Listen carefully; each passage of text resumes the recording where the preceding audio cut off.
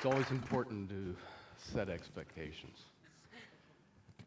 Interesting, imaginative, creative, inspiring. All of my colleagues and peers that we've talked to you throughout the day. I will be none of those things. I'm the process guy. Process is important. Education, healthcare, government, business need innovation. To get to innovation, we need a culture where the entire organization is empowered to be part of the innovation effort. Innovation is not the next great idea, a spark, something that comes to you in the night. It's developed. It's developed through process, and process is important, and here's why. My father, his father before him, and yet his father made steel in Youngstown, Ohio. I grew up believing I would make steel until in the late 70s, Youngstown Sheet and Tube announced it would close its doors forever. My father had grown up in the steel industry, from the floor making steel to a front row seat at the offices of Youngstown Sheet and Tube in Boardman, Ohio. So I had the opportunity to ask him why. How could this happen?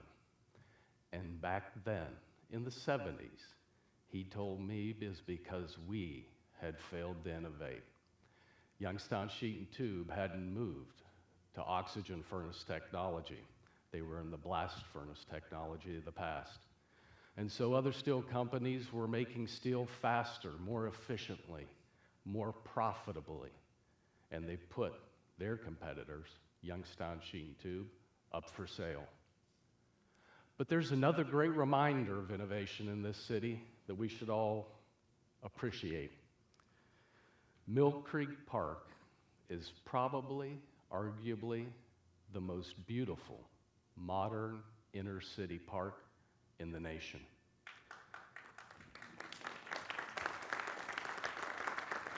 It is a testament to innovative management practices, sustainability over time, customer engagement, looking for every opportunity to help us enjoy this great resource, not just yesterday, today, but into the future with our children and our grandchildren. It's not by accident that everything that they do, to include their strategic plan, is on the internet, available for all of us, engaging us and asking us to get involved. Earlier this year, the President of the United States, as we've talked about already this morning, asked us as a nation to look to Youngstown, Ohio, to the innovation that was taking place there with 3D printing technology that has the potential to change our lives forever. Soon, they will print a human heart, a perfect heart, that will change how we look at transplants forever. The question is, how do we do this? How do we replicate today innovation, what Youngstown is trying to do across the country? There are some barriers. First, we know this from a Harvard Business Review study. The percentage of organizational change initiatives, and what we're talking about with this innovative culture is organizational change. Only 25% is ever successful. And in a separate Harvard Business Review study, we know that only 25% of the American workforce, all of us, feel engaged. Now, we're all happy to have a job, but what does engagement mean? It means that we are committed to the mission, the vision, the values of the organization we work for. We wake up each and every day to give 110% to achieve the results that that organization is looking for. That's workforce engagement. And so we believe, using the criteria for performance excellence of the Malcolm Baldrige National Quality Award Program, that there are 7 key questions that every innovative organization must be able to answer. And if you can build an innovation culture and sustain it. The first question always revolves around leadership. Leadership has to set the conditions for innovation, and there must be a strategy. It can't just be talk. It has to be written down someplace for everybody to see, like Mill Creek Park with their strategic plan available on the internet. Steve Jobs' greatest gift to all of us was not the iPad, the iPhone, or any other device. It was a company of innovative and creative people who looked at the customer different, holistic, interconnected, and trying to further interconnect them with their entire world. Everything at Apple begins with the question, how can we make people's lives better? Every app for a phone begins with the question, if my phone could only do what? And so that culture is sustained over the years ahead of their competitors. And they give us a shining example of what an innovative culture can look like. The next question is, how do you engage your customers to identify opportunities for improvement? You have to talk to your customers. You know, recently I was asked to fill out one of those surveys at the bottom of a receipt at the hopes of winning the $500 shopping spree. I diligently went home, spent 20 minutes on the internet filling out the 50-question survey, told them what I thought. I was thoughtful about it. I didn't win. But it was important that they asked and that I gave the opportunity for that feedback. Whether it's social media, whether it's surveys in the mail, and most importantly, whether it's the frontline people, face-to-face, getting feedback from your customers. They have to help you drive innovation, because at the end of the day, the expectation is we will over-deliver on whatever it is that they are looking for. And when we don't, well, they've got some unique and interesting ways of letting us know they're dissatisfied.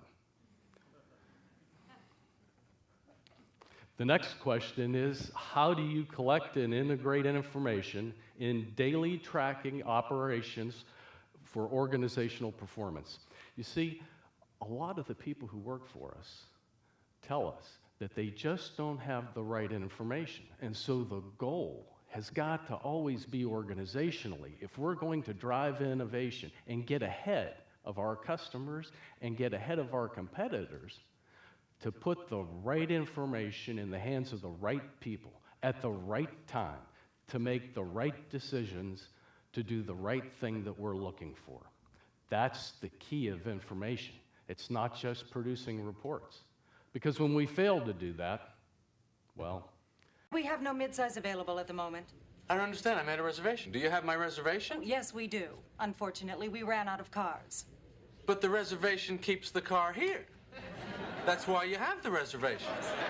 I know why we have reservations. I don't think you do. If you did, I'd have a car. See, you know how to take the reservation, you just don't know how to hold the reservation. And that's really the most important part of the reservation, the holding. Anybody can just take them. Let me speak with my supervisor. Here we go. The supervisor. You know what she's saying over there? What? I'll leave it to your imagination how that conversation's going. The next thing we have to do is look in total at our innovation processes, because what we want is not just individual processes stovepiped within an organization. We probably already have that. everywhere. What we want is an innovation system. We want them interconnected. We want them transparent across the organization. And so one model to do that is to look at 5 key elements. Vision, we have to understand the why. We have to be motivated, passionate. We have to be excited about accomplishing the organization's goals. 2, we need training and education. You can't ask anyone to do anything without giving them the tools and the training that they need to accomplish the job. We need effective communication that's strategic and that's regular and that's encouraging. Again, we need resources and tools, and we need to have action plans, because without measuring progress, we simply will never get results. And so what do we have when we have some of these things, but not all of them? First, when we don't have a vision, that motivational why we want to accomplish something, all we're left with is confusion. If we don't have training and education, resources and tools, all we're left with, and what we commonly say, is just another program. And when we don't have effective communication and action plans to help show our progress towards any given goal, we never achieve results. And so the next question is, how do we develop this workforce, these people who are going to drive innovation for us? Well, you heard it talked about earlier. The best innovation takes place when it's driven by small teams. Innovation will never take place in a cubicle. It is not by mistake that the 2 top people at one of the world's most innovative organizations are the 2 men who developed and delivered the Prius.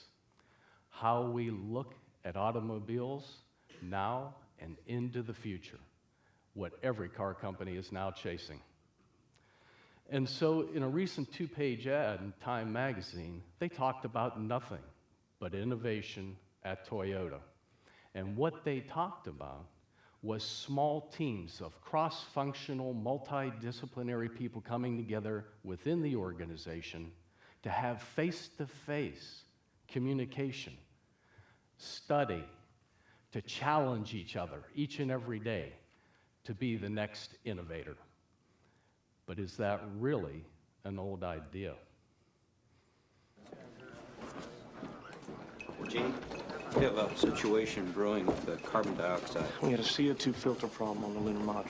5 filters on the limb. Which were meant for 2 guys for a day and a half. So I told the doc, You're already up to 8 on the gauges. Anything over 15 and you get impaired judgment, blackouts, the beginnings of brain asphyxia. What about the scrubbers on the command module? They take square cartridges. The ones on the limb are round. Tell me this isn't a government operation. This just isn't a contingency we've remotely looked at. Those CO2 levels are going to be getting toxic. Well, I suggest you gentlemen invent a way to put a square peg in a round hole. Rapidly. Okay, people, listen up. People upstairs handed us this one, and we gotta come through. We gotta find a way to make this fit into the hole for this, using nothing but that. Let's get it organized. Okay, let's build a filter. Better get some coffee going, too, someone. History will never forget the Apollo 13 astronauts, but history should also remember the men behind the scenes showing up for work each and every day that saved that mission and saved their lives. And never forget that small teams with small wins every day matter. That is the discipline of organizational innovation. The last question we have to ask ourselves is always going to be about results, and the master of it, Edward Deming, always talked about plan, do, check, act, plan, do, study, act, a lot of variations of it. But when we look at data for innovation, there are some things that we need to add. See, everybody looks at levels and trends. How are we doing? How are we doing over time? Are we making progress? But there are two more factors that will help you look at your results in a new way. First of all, comparisons. See, if Youngstown Sheet and Tube had looked at its competitors a little closer, a little earlier, maybe they too would have went to oxygen furnace technology. And so looking at your in-sector industry competitors, regardless of your industry, and benchmarking from them is critically important. And that's what your data and your key results need to show you. The last thing is harmonizing those results across the organization. Information can't be stovepiped, it has to be shared. It has to be transparent, because the only way an organization of any kind, big or small, is going to win is when everybody is pulling in the same direction towards the same common goals. So putting it all together, what does this culture of innovation look like? Organizations of the future have just got to be inclusive. They've got to be transparent. They have to address and engage and value all of its stakeholders, to include partners and supply chains. They have to have a systems focus, looking above the processes and tying those processes together. And it has to be disciplined. Because without a disciplined schedule driving your organization and your innovation, your inbox will always win. That's just the nature of who we are. You know, I can think of no greater environment where small teams of people come together like neonatal intensive care. We have the chance to work with a lot of hospitals and to meet those doctors, nurses, specialists, and staff who work on the front lines each and every day in the most chaotic, challenging, stressful environments. Innovation takes place here in the blink of an eye, and it matters. It matters a great deal. So when you're thinking and trying to remember what motivates you to be innovative, to work in small teams, to challenge each other, think about this picture and remember that small wins every day matter.